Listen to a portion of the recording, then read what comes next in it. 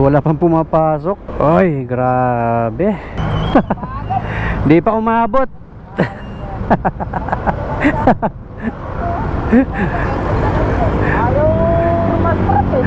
Bagal ng saunahan eh. Kawit. Hindi umabot, inabutan pa rin ng red light eh, no? Pasok pa sana tayo dun eh. Dito lang tayo. Sana, magana ulit tayo.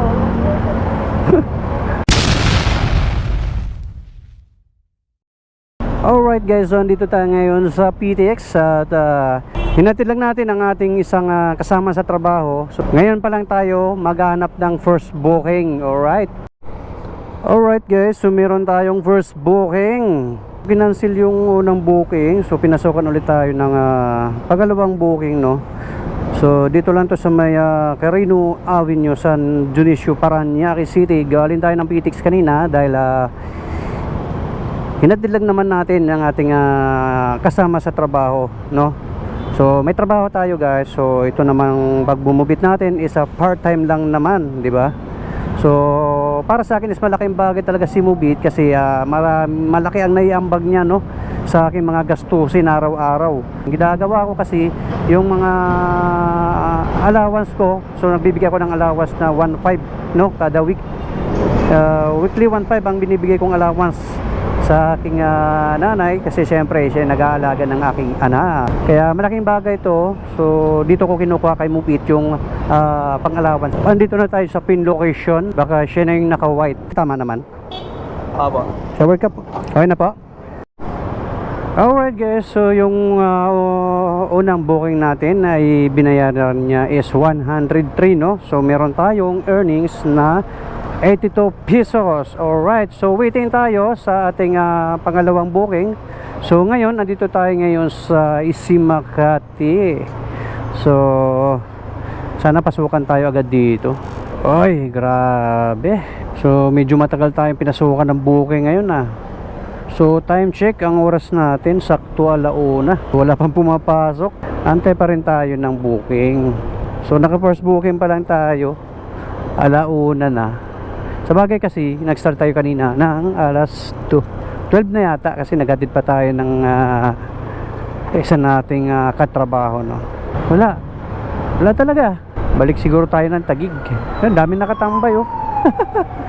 Dami nakatambay mula doon sa dulo. May makikitang Mubit tayo kita sa gilid.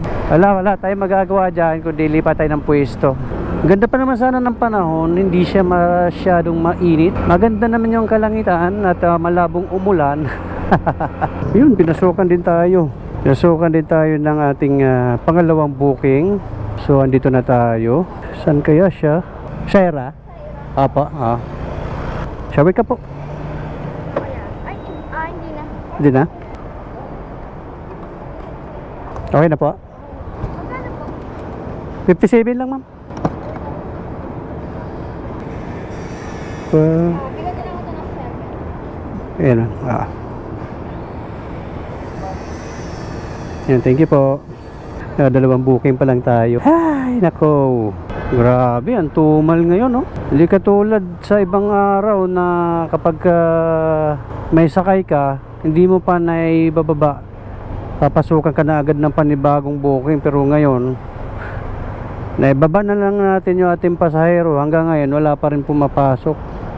Napakatumal guys. So nag-start tayo ng 12. Isipin mo 12.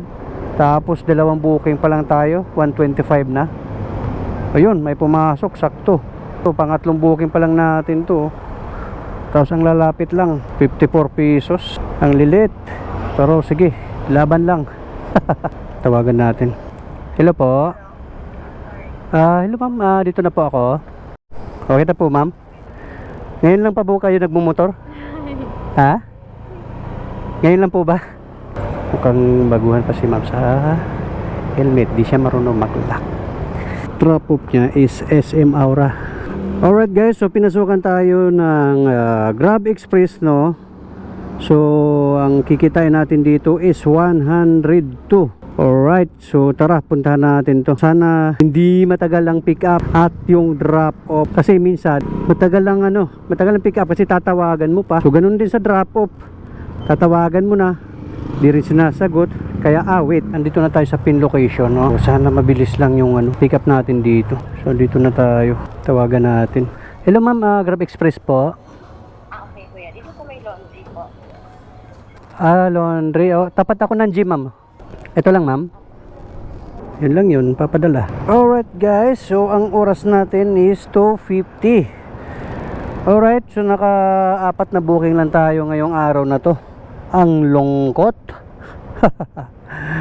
Pero wala tayong magagawa.